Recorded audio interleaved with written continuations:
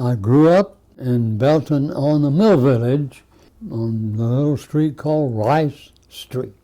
And my mom and dad both worked in the weave room. Mom was a weaver. My dad was a second hand. Now we call them supervisors. I went to work there probably at the age of 16, working in the weave room, kind of doing basically whatever they asked. I did take up quills. Folks in the Mill Village people would know what that is. Hauled warps, which is what helped make the cloth. You all had the company store. Exactly, and we called it the Humpty Dumpty, because most of the time the little kids couldn't say company store. The company ran it. That's right, the company ran it. There was a charge account that everybody had just about. On the Mill Village, you couldn't pay until you got your check. Or if in that case, you got your cash. And that's how they paid you back then? That's right. Every week? Every week, once a week. And tell me, the first time you got paid, what was that like, and what did you have in your envelope? Less than $20, probably. Because you were working for how much an hour? Do you remember what back then? Probably somewhere in the 75 to $1. An hour, yeah. Yeah. When you became wealthy, because you were now a working man and you had your own money, what were things you were able to buy as a kid, 16, working at the mill? Yeah, I'd go down to the Humpty Dumpty and buy sodas. And there was a store that sold hot dogs and hamburgers, and we'd go down, that was on the other end of the mill hill, and we'd go down and buy groceries as well. Did you ever buy a bicycle? Oh yes, I rode a bicycle for the Dixie Home Store, later called Winn-Dixie. What did you do for them? I rode the bicycle and made deliveries to the homes on the Mill Village. Put it in the huge basket on the front of the bicycle, which had a small wheel in front and a regular size wheel in the back. And we'd pedal and go up to Blake Street or McKee Street or somewhere and deliver it to Mrs. Jones. She'd pay us. We'd go back to the store, turn the money in. That sounds like that back then would be a pretty cool job to have. Oh yeah, we were happy to be working. Yeah. And out in the fresh air? Yeah, that's right. And besides, we were going to go to the movie theater on Saturday and spend our quarter or 75 cents and get popcorn, maybe a soda, and go watch the movie for a quarter.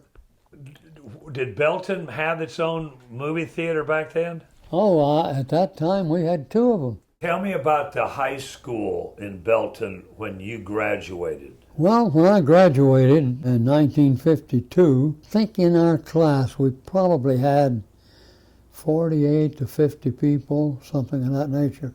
When you came through, this was before consolidation. So Belton had the high school, Honeypath had theirs, and the blacks had their high school. Right. The white schools played each other in football, basketball.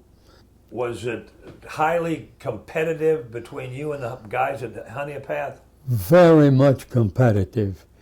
I remember we finally won a game after Honeypath had beat us. I believe it was 12 in a row. And, really? Yeah.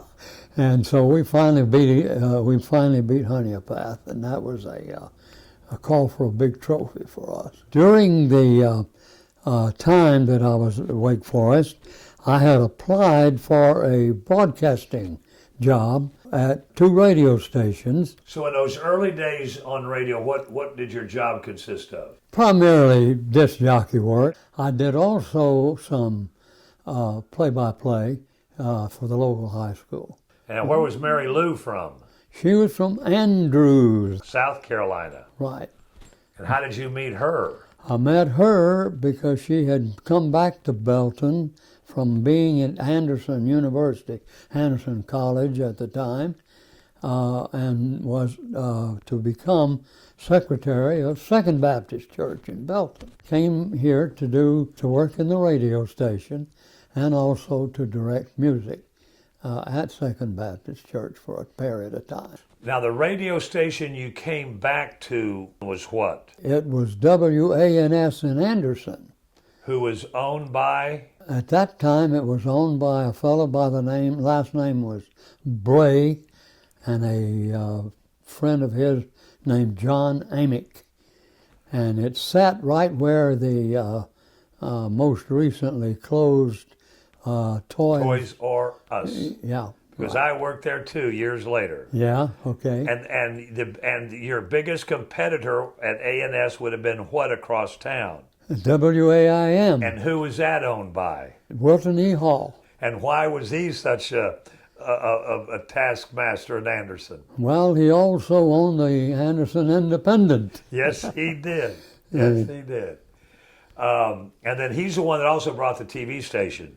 That's right. To Anderson. Exactly. Then I transferred to the Belton radio station, WHPB. In Belton, you've not only lived here, but you went to school here, you worked at the radio station, then you worked at Wells Aluminum. In your opinion, what has made Belton such a special place to call home? I guess the city folks that lived in Belton always cared for each other.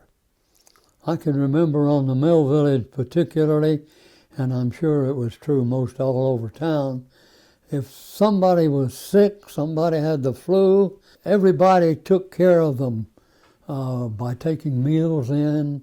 Ladies would cook and they'd take the meals in, and if they needed somebody to sit with them, say during a night or whatever, then there was always somebody willing to do that.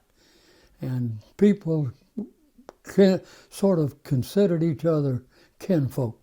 Family. Yeah. One big family. One big family.